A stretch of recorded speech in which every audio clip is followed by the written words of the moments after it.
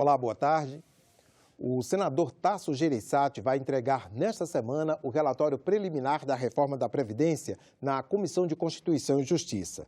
Na última semana, a comissão concluiu a série de audiências públicas para debater a proposta. A repórter Dinalva Ferreira traz as informações sobre a tramitação da PEC aqui no Senado. Não tem mais audiências públicas previstas, por enquanto, para essa semana, claro. A expectativa é com a entrega desse relatório preliminar sobre a reforma. O relator, senador Tasso Gereissati, iria entregar o texto na sexta-feira, mas ele pediu mais tempo para analisar com mais profundidade as informações e as sugestões que foram apresentadas nessas 6 audiências públicas que aconteceram na semana passada. Foram ouvidas nessas audiências cerca de 60 pessoas, várias categorias apresentaram demandas que, segundo o senador Tasso Gereissati, são demandas complexas que merecem ser analisadas com mais cuidado. Ele vai aproveitar esse tempo também para analisar as cerca de 130 emendas que foram apresentadas até agora. O senador Tasso Gereissati, ele tem reafirmado a intenção dele de manter o coração do texto que veio da Câmara e eventuais correções que podem ser feitas, segundo ele, deverão ser feitas mesmo por emendas supressivas, o que não obriga que o texto tenha que voltar para a Câmara ou por meio da PEC paralela. Segundo o Tasso, já existe praticamente um consenso entre os senadores de que a inclusão de estados e municípios será feita por essa PEC paralela. Vamos ver um resumo das 6 audiências públicas para debater a proposta de emenda à Constituição da reforma da Previdência. Foram mais de 60 convidados ouvidos pelos senadores. Todos os debates promovidos pela CCJ somaram mais de 25 horas. A primeira audiência pública para discutir a reforma da Previdência foi na terça-feira, aqui na Comissão de Constituição e Justiça. Rogério Marinho, secretário de Previdência do Ministério da Economia, disse que o atual sistema é injusto e insustentável.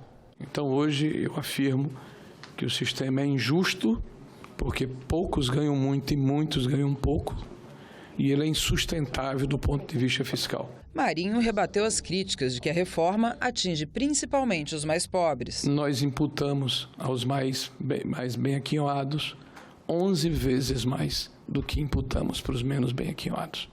O ex-ministro da Fazenda, Nelson Barbosa, defendeu que a reforma é necessária por questões demográficas para tornar o sistema mais justo e por razões fiscais. É preciso ajustar o tempo mínimo de contribuição para 15 anos para todo mundo e permitir que as pessoas cheguem a 100% do benefício com 35 anos de contribuição.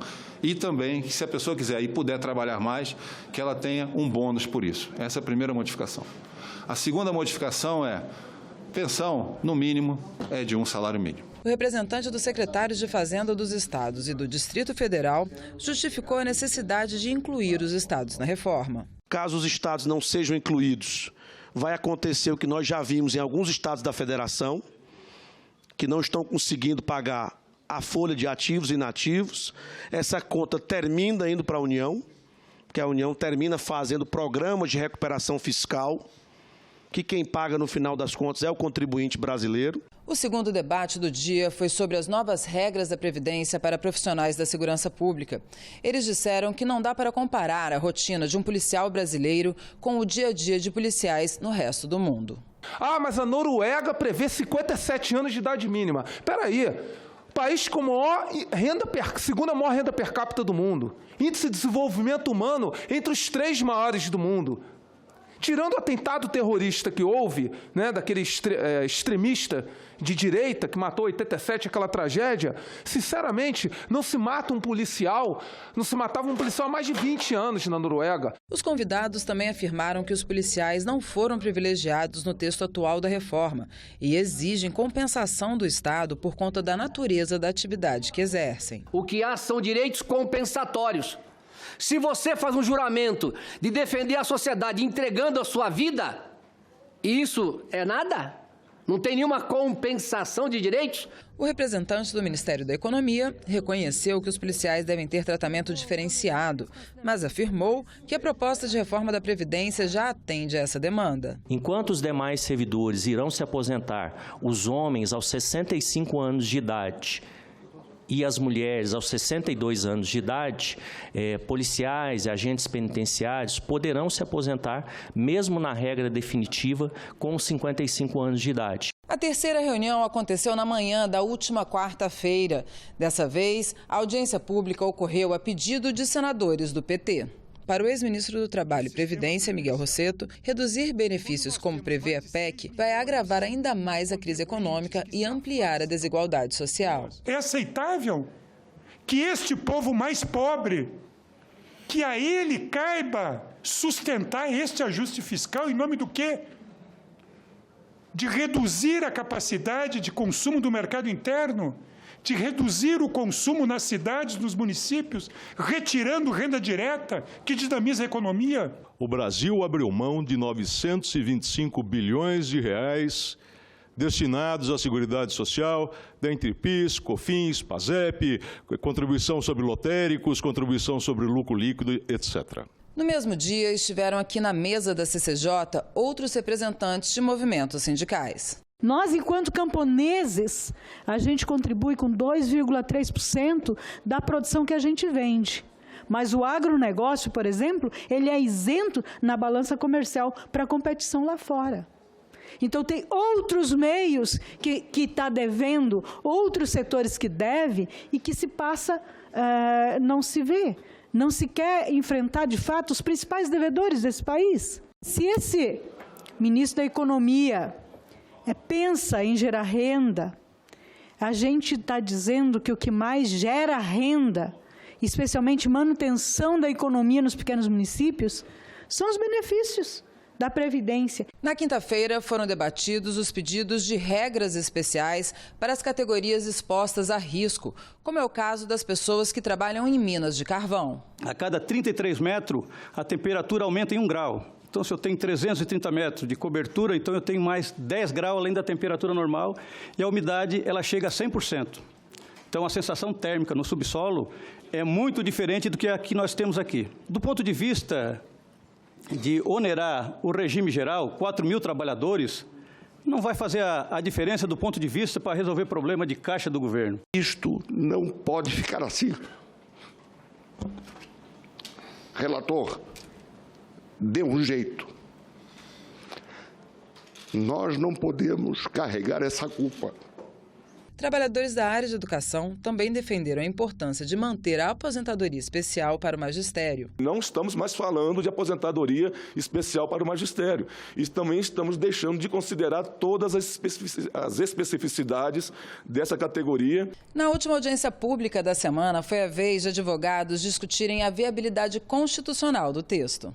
O Senado, ele tem, assim, obrigação de rever, talvez, algumas falhas, ou talvez não, algumas falhas e muitas que passaram pela Câmara de Deputados e podem ser modificadas nesse plenário, que podem ser modificadas pelo Senado e se fazer cumprir alguns ditames, alguns direitos fundamentais previstos na Constituição que não podem ser violados porque são cláusulas pétreas, são garantias constitucionais. O objetivo da reforma qual é?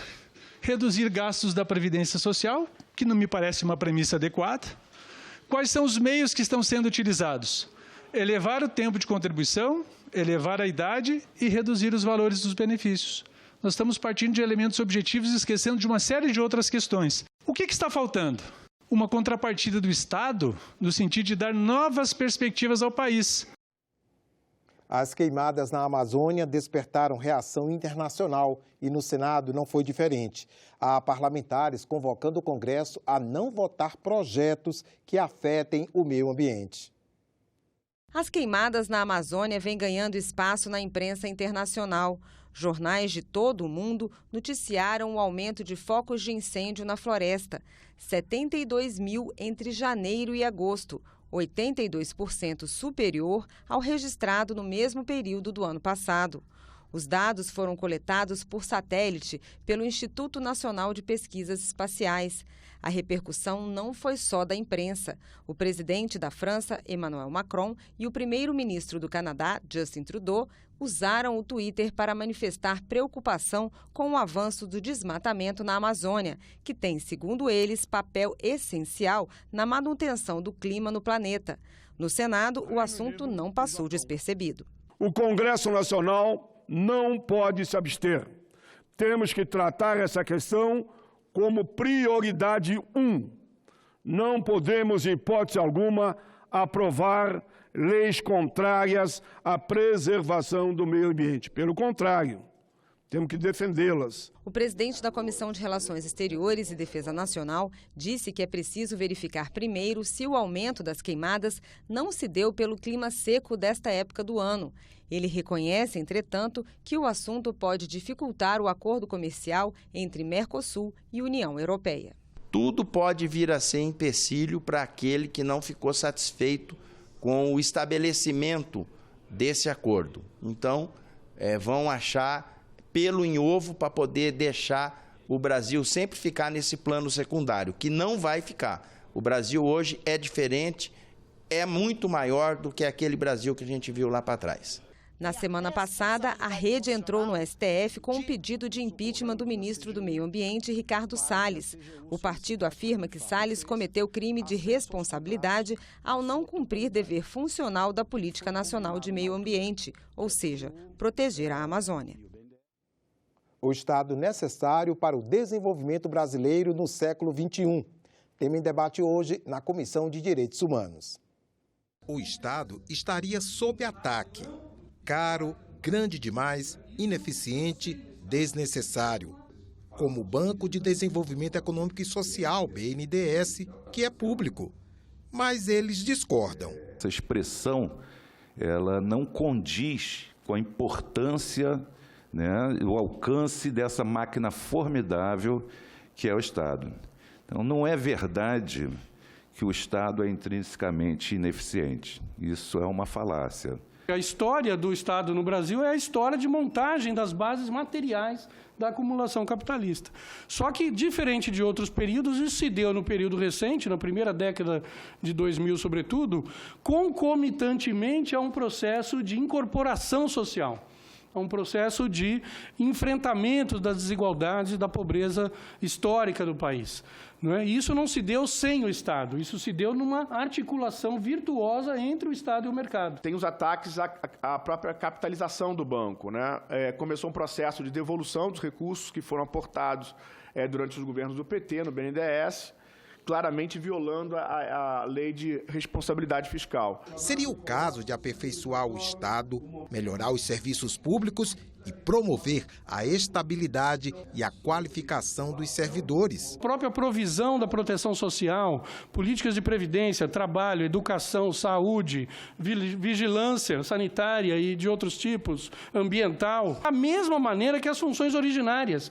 Elas requerem como atributo fundamental a previsibilidade, a estabilidade, a permanência ao longo do tempo. O que define o papel, o tamanho do Estado deve ser a sua função. O Estado deve ser do tamanho do passivo social histórico que ele tem a enfrentar e do tamanho do projeto de país que ele está ligado. A Alemanha, que é essa potência, precisa de um banco de desenvolvimento, mas o Brasil não precisa. Se a gente vai olhar e vai querer aprender com os países que crescem e que se desenvolvem hoje no mundo, a gente olha para a China, a gente olha para a Coreia e a gente vê que esses países têm bancos de desenvolvimento. Para este debatedor, é o caso sim de se fazer uma autocrítica do Estado brasileiro, mas para avançar. Essa estrutura racista da sociedade brasileira, machista, e um desenvolvimento econômico regionalmente desigual. Isso tem implicações diretas em uma parcela significativa da população brasileira. É preciso mostrar que o serviço público forte, qualificado, ele tem um papel importante na garantia do desenvolvimento social e econômico do país. A pirâmide financeira poderá ser incluída como crime no Código Penal. É o que prevê um projeto de lei que está sendo analisado pela Comissão de Constituição e Justiça do Senado. Mais informações na reportagem de Soraya Mendanha. I'm talking about giving you $100 million. That's not going to do it. 150. Love to help you, but I can't. 175. I wish I could. I'm just thinking of it. No, 275.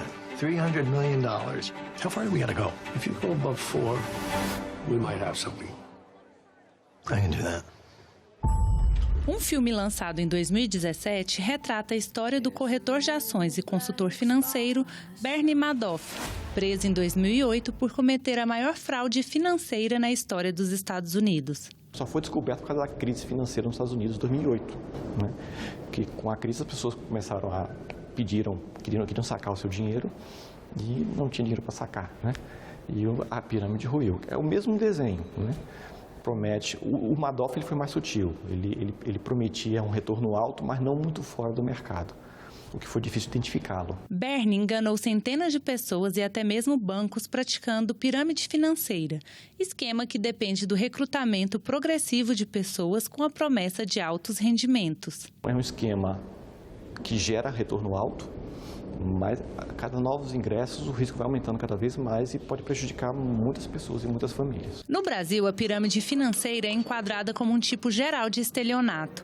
Um projeto de lei do Senado quer especificar no Código Penal o crime de pirâmide, o que garantiria penas mais severas para os fraudadores. Nós estamos especificando, nomeando esse crime e penalizando esse crime, para que a gente possa, inclusive, em função da tecnologia existente, o sistema judiciário ter mais um elemento a seu favor. Para evitar ser vítima desse tipo de esquema, é importante estar atenta aos sinais de pirâmide, como rentabilidade absurdamente acima da média praticada pelo mercado e remuneração baseada no recrutamento de novas pessoas para o negócio.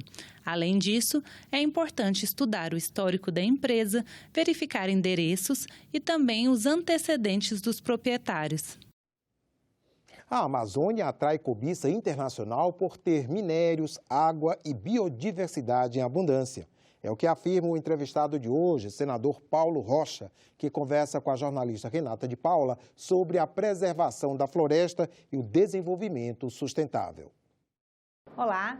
Dados divulgados pelo INPE, Instituto Nacional de Pesquisas Espaciais, dão conta de que o desmatamento da Amazônia teria crescido 278% em julho, em relação ao mesmo mês no ano passado. A política ambiental brasileira é o tema do argumento que começa agora e o nosso convidado é o senador Paulo Rocha, do PT do Pará. Seja bem-vindo, senador. Estou à tua disposição. Senador, o presidente da República rebateu os dados do INPE, disse que eles estão incorretos. O ministro do Meio Ambiente, em audiência pública recente aqui no Senado, disse que o sistema de captação de dados sobre o desmatamento será revisto, né? Como é que o senhor avalia a política de combate ao desmatamento do atual governo? Olha, primeiro, a gente tem que pensar a Amazônia de uma maneira soberana perante outros povos, né? O que o nosso atual presidente ele está cedendo às pressões internacionais, principalmente dos países imperialistas como os Estados Unidos. Acontece que a Amazônia é uma grande fronteira agrícola, né, porque lá ainda tem grandes terras, etc. O problema é que não pode colocar isso como central do desenvolvimento do país, porque a Amazônia tem a sua diversidade e a sua biodiversidade. Então, a Amazônia não só contribui para a riqueza do país, mas também contribui também para a questão ambiental do país e do mundo. Lá está maiores reservas minerais, maiores reservas florestais, maior reserva de água doce e a maior biodiversidade do mundo. São matérias-primas, portanto, que os povos do mundo inteiro precisam. Mas a Amazônia, o Brasil não pode trocar esta riqueza da Amazônia numa submissão aos interesses de fora. Qual é o nosso interesse? É colocar esta riqueza da Amazônia a serviço do desenvolvimento nacional, mas que não custe caro por exemplo, com a sua devastação. Mas o argumento que o senhor está usando é muito semelhante ao argumento que o ministro do Meio Ambiente usa, né? Porque também são pressões internacionais que pedem a preservação da Amazônia ou um combate mais intenso contra o desmatamento, Não, né? Não é verdade. Essa pressão internacional de que tinha que manter a Amazônia imaculada, nós da Amazônia não pensamos assim. Tanto que lá na Amazônia nós criamos o desenvolvimento sustentável, ou seja, desenvolver, crescer, até porque tem que alimentar 20 milhões de amazônidas que vivem lá. Então, é criar um desenvolvimento que tenha capacidade de autossustentabilidade. Os próprios madeireiros, a indústria madeireira da Amazônia, ajudaram a buscar essa saída da autossustentabilidade. Porque antes do pessoal do grão, os grandes devastadores eram os madeireiros, chamados madeireiros, da indústria madeira. Mas, numa combinação de autossustentabilidade, buscou saída. Então, por exemplo, hoje eles fazem o rodízio, que a cada 10 anos eles exploram neste pedaço, depois outros 10 anos aqui, outros 10 anos aqui. Quando eles estão já no segundo lote, este lote primeiro já se recupera para produzir outras madeiras. Em 20 anos, a floresta se regenera e consegue produzir novamente madeira. Então, esta autossustentabilidade. O problema é que não pode transformar a questão dos grãos para a Amazônia como uma fronteira agrícola e aí devasta, porque tem que derrubar a floresta toda. Então, tem que combinar. O senhor acredita que a vocação da Amazônia para a produção não passa por grãos, mas tem outras vocações? Por exemplo, nós conseguimos proibir que se plantasse cana na Amazônia, porque para plantar cana tem maior devastação. Então, entendeu? Então, tem que combinar, vamos dizer, quem sabe, uma integração entre os pequenos lotes, fazer os pequenos produzir, integrado com uma outra produção maior, sem que haja essa devastação. A outra coisa também o problema é que a Amazônia ela é tão rica que passa a ser olhada pelos interesses internacionais. Por exemplo, a ação sobre os índios, sobre as terras dos índios. Não é só pela terra, pelo grande reservas florestais dos índios. É porque dentro das terras dos índios também tem ouro, tem minérios, etc. Então, a ganância, a gente viu um conflito recente, a ganância internacional vai sobre estes interesses. Então, à medida que há conflito, inclusive matanças de lideranças, como recentemente mataram uma liderança indígena, por causa dessa ganância incentivada pelo governo. O senhor acredita que o governo incentiva o ataque a áreas indígenas, é isso? Porque eles acham que os índios são donos de grandes áreas, de grande terra, como dizem pejorativamente, muita terra para pouco índio. Acontece que quem são donos são as chamadas habitantes originários, que são os índios. Então, tem que combinar um processo de que os donos da terra, né, possam estabelecer um processo de desenvolvimento que combine os seus interesses com o interesse da sociedade brasileira. Como é que o senhor vê a possibilidade de legalização de garimpos em terras indígenas? Nós somos contra, porque exatamente esse tipo de industrialização, esse tipo de exploração, eles não têm nenhuma regra. Então, eles vão desgastando tudo, desvastando tudo. Não existe garimpo autossustentável? Para você ter uma ideia... Ou sustentável, né? Ambientalmente. Você ter uma ideia, o rio Tapajós, que é um dos melhores rios do mundo em termos de água doce e de transparência, hoje está se transformando num rio poluído por causa da exploração desordenada dos garimpos. Entendeu? Falta a presença do Estado em organizar aquelas áreas, preservando áreas de preservação, respeitando áreas indígenas e explorando aquelas que estão dentro de possíveis exploração dentro de técnicas com respeito ambientais. É possível fazer isso. Nós já fizemos em outros lugares, por que se não faz assim? E que cenário então, o governo não tem força nem para poder estabelecer nas grandes mineradoras, como está acontecendo aqui, a devastação aqui, bem a quilômetros do centro do poder do país, Brumadinho, etc, etc. Entendeu? Então, precisa de regras, e para a Amazônia precisa de regras que nós já inventamos e já demos para o país. Nós defendemos que a Amazônia seja inserida no contexto nacional, no seu desenvolvimento, porque a Amazônia não é problema, é solução para o país. Agora, tem que respeitar a diversidade da Amazônia, a sua biodiversidade, a sua floresta, a sua reserva e tal. Então, não pode acontecer como na parte sul do nosso país já tem tudo devastado e agora avança para a Amazônia. Isso tem efeitos não só mundiais, no efeito estufa, por exemplo, na questão ambiental mundial, mas principalmente no nosso país, na nossa região amazônica. Senador, e que cenário que o senhor vê se desenhar a partir dessa nova política ambiental? Nós já estávamos processando isso.